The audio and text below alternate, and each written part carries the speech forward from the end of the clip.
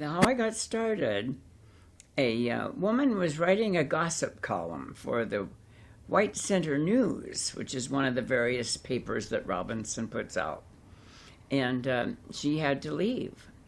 And so I was asked if I would take her place. Well, I'm not the greatest gossiper in the world. My mother didn't believe in gossip. She never gossiped. But I thought, oh, well, I can do that. So soon I made it my own column. And I wrote what I felt like writing. So that's how I started. 1947. Okay. And I started writing probably not too long after that. Maybe the early 50s, maybe. As a release,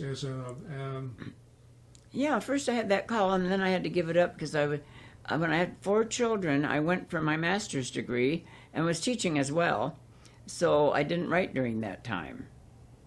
And then I came back and I wrote for the Highline Times for a while, and then they suddenly stopped printing me but didn't tell me a thing about why or anything. I never heard from them again. And then then I wrote for the Ballard, I wrote for a little paper up in Bellingham called the Fish Wrapper. Oh, that was fun. Well, at first I wrote about some of the people in the neighborhood and what was going on, and then I began to write intellectual kinds of things, things that I was thinking about, and things that I wanted to change in the world, and that kind of thing. And and I got to do that from then on. It's all what came out of my head or what I was thinking about at the time. And that's what I still do in my column that I write. It's just, I don't know where it comes from sometimes. I'll sit and I'll write a whole column, and then of course I polish it later. But I don't know, it just comes and it's on the page. Well, I do the first draft just in the first sitting, in less than an hour. I just type it out. I don't know where it comes from. I just write it. And then I polish. I leave it overnight and I polish.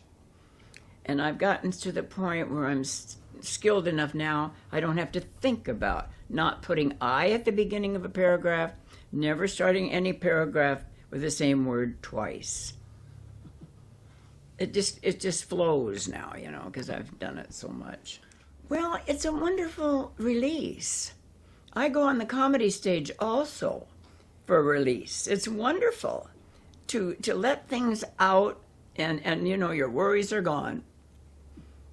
You can write things that have been bothering you, or you can write about interesting things that you want to change. I think everyone has a story. Everyone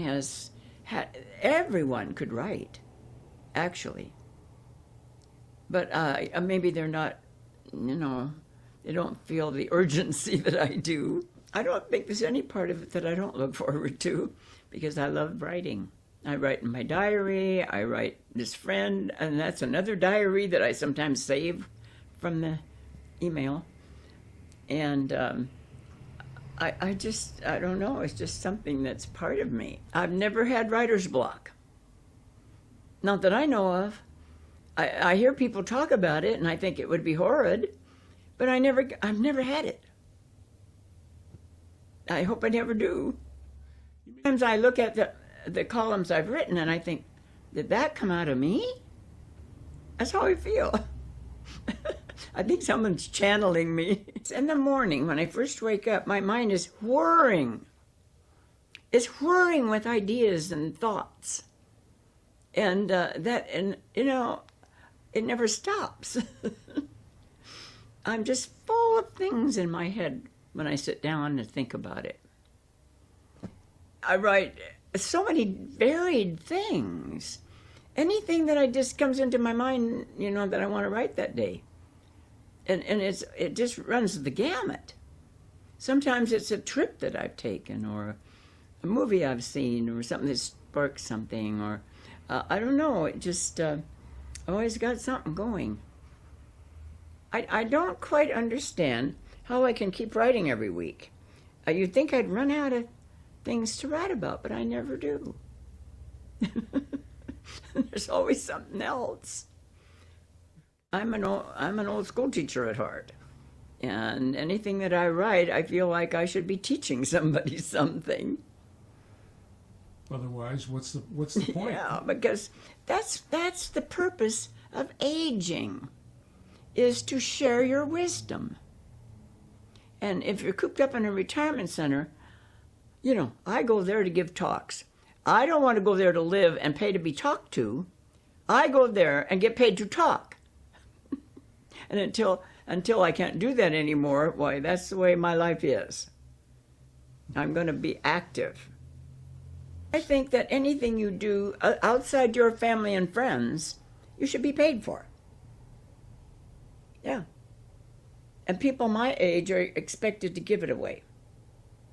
I don't believe in that. If I've done something worthwhile and they can afford to pay you, and they pay other people, sometimes they expect you to do it for nothing when they pay other people. That I don't like.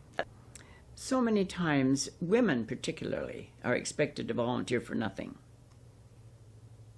And I don't like that. And I was in the women's movement, and we were against that. You know, if we do something and it isn't just for a friend or for your family, you know, you need to be paid. People ask me, well, at your age, you're doing so many things. How can you do all that? And I say, well, I'm making up for lost time. There were times in my life when I wasn't as expansive, and I was in myself more, and I feel like I'm just blooming out in my old age over the last few years. And it's wonderful to be able to be so fully in the world at 93.